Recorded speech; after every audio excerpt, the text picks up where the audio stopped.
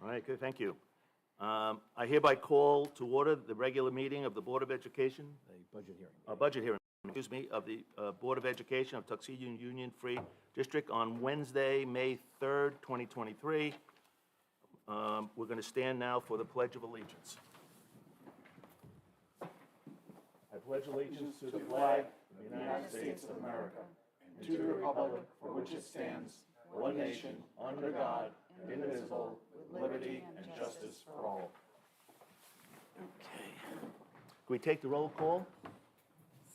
Joe Ricard. Here. Alyssa Horna. Alyssa Horna. Here. Kimberly Breland. Here. Dan Castricone. Here. Bill Givens. Here. Gary Hefner. Here. Heather Caday. Here. That's okay. A quorum is present. Thank you. Do I have a motion to approve the agenda? So moved. Do I have a second? Second. All those in favor? Aye. Aye. All right, any nays? No. Are we doing public comment? We're going to have the presentation, then we're going to Do the public. presentation, then we'll do the All right, comment. could you introduce Anthony? Yes, so tonight, good evening, everybody. Tonight, we have Mr. Anthony Kashara is going to do a short presentation on the 23-24 adopted budget, and we're here for a hearing tonight. After he does his presentation, take commentary from the public. A little history on this meeting. It's kind of anachronistic. They changed the law a number of years ago and said that you had to adopt a budget 21 days before your budget vote. But they didn't change when the budget hearing was, between 7 and 14 days. So it used to be the budget hearing was before the budget was adopted and would have a little bit of a New England style, what was, speak Town speak hall. before, Right. town hall. Kind of anybody could speak up. There would still be changes on the fly, and there were kind of some interesting little nights, I remember, back when it was like that. But now it's kind of a one-sided discussion of this is what's in the budget, and obviously we're presenting it to the voters. So just a little history. It's kind of what the state does. They just add a law on without kind of seeing, well, maybe we should move the budget hearing back a few weeks so it actually has more of a meaning. Because the hearing is actually a listening, we're listening to the public, right, Anthony? Right. It used to be a back and forth. It used to be decisions were being made actually at the meeting. Right. Yeah, so it was usually, could be a little heated. This must have been. Well, by the looks of it, I don't think it's going to be too heated tonight. Yeah, so it's just, well, again, the whole process now is a one-way discussion. Maybe that's why they changed it. Yeah. Well, if you want to clear a room, just scream budget hearing, Yes, budget right. meeting. So, obviously, this budget has been going on for months internally, and just give you an idea. And we're now at those last three lines. This is the budget hearing. The 6-day notice, actually, you have the newsletter that's going out, and not in its final form, but that's what it's going to contain. It will have the 6-day notice. We'll go over that. And then a budget vote and election of board members will be 2 weeks from yesterday. A summary of where we're at. We have a spending increase of 4.7%, a total budget of $14,620,629. Those are our revenues. The one local revenue that's most in line, listened to by our public is how much of the tax levy change going to be.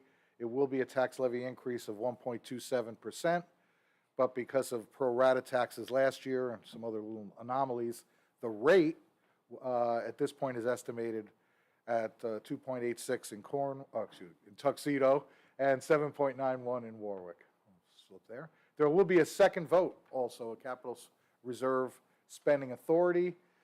This just says over the next 10 years, it gives the board the authority in future administrations to put money aside as money becomes available, fund balance, maybe end of year, without levying a separate tax, without issuing bonds.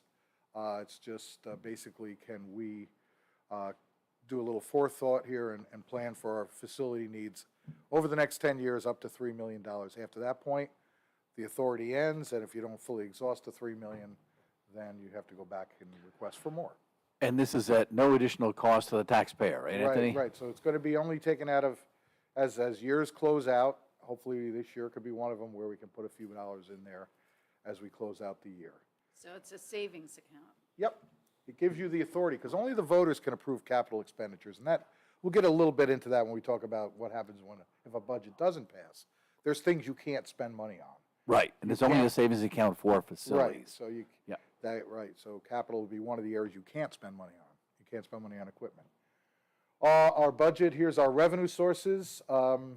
If you remember back, our first meeting, we kind of lamented about our state aid increase and foundation. Most of that state aid increase is BOCES aid, which over the last few years, actually Jeff has been using BOCES services more for administrative services. That's why our aid's going up there.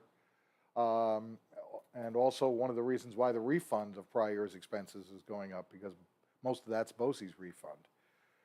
We did garner a lot more interest this year. We think that's going to continue. And there's where we stand on the tax levy and all other revenues. We don't usually talk this when we do budget, but when we present it with the 6-day notice, we have to talk about a 3-part budget: program, capital, and administrative. And most of our budget goes to the program. The capital includes the debt service for the EPC project, and administration would be normally what's in that 1,000 group of accounts: superintendent, business office, personnel, custodial, and other non-allocated expenses. By the way, the benefits follow the expenses. How do we compare to other districts with that? I know I've seen 11% is kind of what I've seen for administrative costs in other districts, but we could put something What together about now like that this is out. program-wise, like comparatively to another district? Yeah, I think I would like to do a little more to answer that question, because I haven't really looked recently at that. We're Right. generally in the ballpark, yeah. Yeah. But, Anthony can do additional analysis, but most districts are in this general area. Yeah, definitely 11% on administration. Some do more on capital, and we would like to do a little more in the future on capital.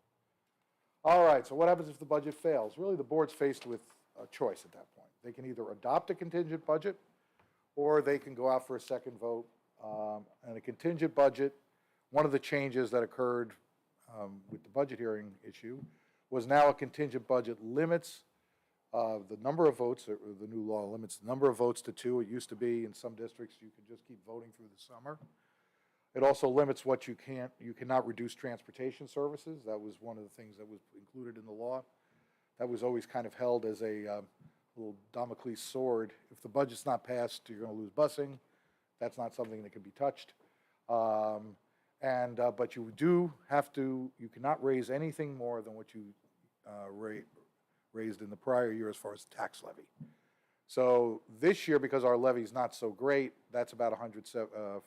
We'll get to the exact dollar amount. I think it's 154. Here's what we can't buy, even if you stay within that. You can't buy equipment unless it's deemed health and safety or so essential to the instructional program, and that's really something that could be argued in front of the commissioner and has been. The public cannot use facilities and fields unless they're fully covering the cost of those, custodial or any additional cost for that service. We have to do, we cannot do non-mandated transportation, which also oftentimes means field trips. We can curtail things like athletics and extracurricular, and obviously staff positions would be one of the areas we'd look at. There's the amount that would have to be taken out of the budget, 152,618. So to bring us back to the levy from last year, back to that. And we computed what the contingent budget would look like. Obviously, the board would have a say in this, but this is the dollar amounts we'd have.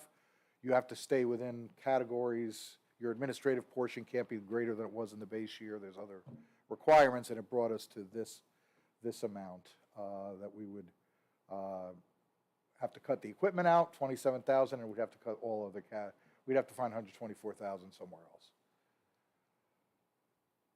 Here we are again with tax rate on both a rate basis and dollars for a home assessed at the median full value, or medium assessed value. We do have some things we can tout here, and if you want to grab this part again, Jeff. Sure. It maintains all of the things that we've been putting into place last year and this year, which include the AIS literacy, the AIS numeracy. The STEM teacher was last year as well, because we want not only STEM in the high school, we're a STEM certified high school, but we'd like to expand that out to the elementary level as well. And we fully believe in STEM curriculum all the way through K-12.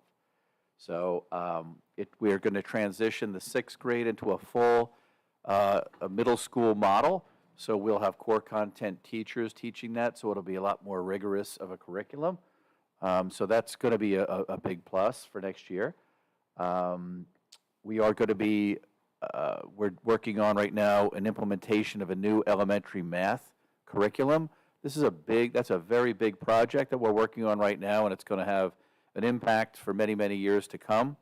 Usually curriculum lasts for about 5 to 7 years, but you know the impact is a lot longer than that because those kids will then be in the high school level. So that's a really big deal, the elementary math program. We're implementing the Yale Ruler model district-wide. This year we've got 4 staff from each building learning it, and next year we're going to roll it out to the rest of the high school and the elementary school. That's tremendous. We want to get the STEM certification in the elementary school, as I mentioned earlier. We're going to be enhancing the phonics-based portion of our reading instruction. We have Scholastic right now. We want to add more of a phonics base to this balanced literacy approach. We're maintaining the 1-to-1 computer ratio, 1 computer per student. And we're going to be increasing athletic opportunities. Mr. Margada had mentioned some of those exciting opportunities that we're doing right now and more to come. We're going to continue the new high school schedule. We had a presentation on the last meeting, which everyone's excited about. We went to a 48-minute period and got rid of quite a bit of study halls. So that's a big benefit. Greatly enhances our technology and our cybersecurity, which is a big thing these days in disaster recovery. A lot of professional development, which is critical. If we want the best teachers in front of the classroom, we've got to provide the development. So we're investing heavily in that one. And we're continuing zero-based budgeting.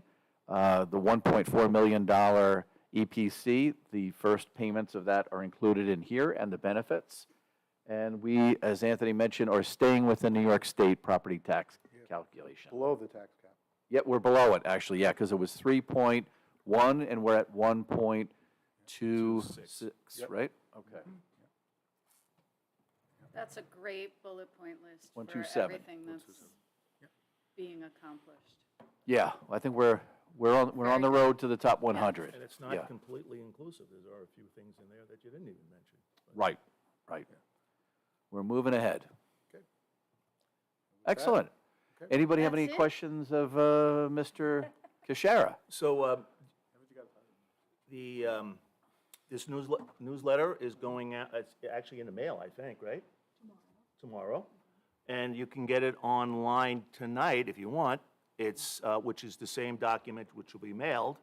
So that's if you go to our website, board docs, and it will be on the front page, or will be on the? front page. It's on- Jonathan said he'd like to get ready. You just click right on. All right, so it'll be on the front page. You just click it and take a look at it. You can print it out. It's a PDF.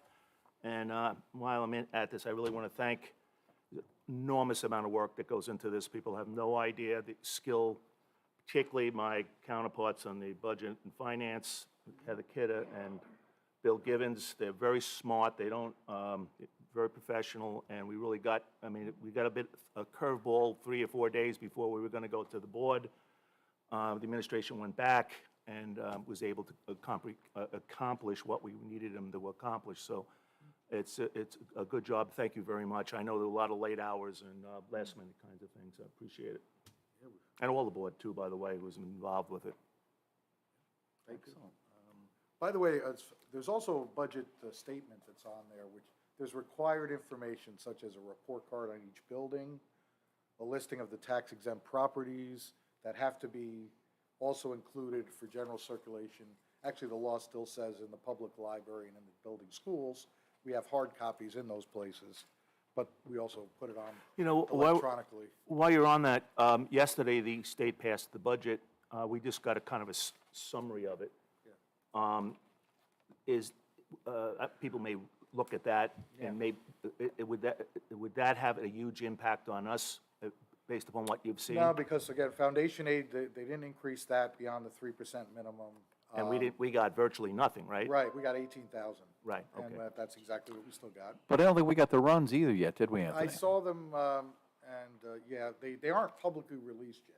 Okay. Because I don't think they passed the bills, but I think NIAPT actually was showing some things. It was a and, kind of an outline of what they passed and what they didn't, actually, they didn't Yeah. pass a couple things, so. Right, they didn't, the requirement that some money be set aside for tutoring for those getting an increase, that was included. There is something in there on free lunches, but it's not statewide. It seems to be based on where a district's free and reduced count is, so we're not sure if that's gonna be to our benefit. But there's, somewhere in the state, there's gonna be the old rules that we had during COVID where every child can eat for free, that's in there, so. Is it But it's not every CEP? district. Anthony, is it CEP? I don't, I'm not sure. Did they lower the percentage for the community eligibility Yeah, program? That's detail I don't know. Okay, And we're, what, 35%? we'll take a look at By that. the way, while we're at it, I also should thank our principals, who I know most of these requirements came from, so thank you, too, for everything you've done. This is an important time for the district. All right, are we done with this part? Any more questions? Any questions? Okay, you turn it Okay, out to good. the What public. All right. Public comment? Anybody have a comment? Dante, you have a comment? All right. All right. With no comments, I'd like to make a motion to adjourn the meeting, right? All those in favor? Aye. Any nays? No? The ayes have it. Good night. Thank you very much. Congratulations. Session or Okay, something? so that was, what, about 15 minutes? Love it. That was a world's record. For us, yes. 15 minutes.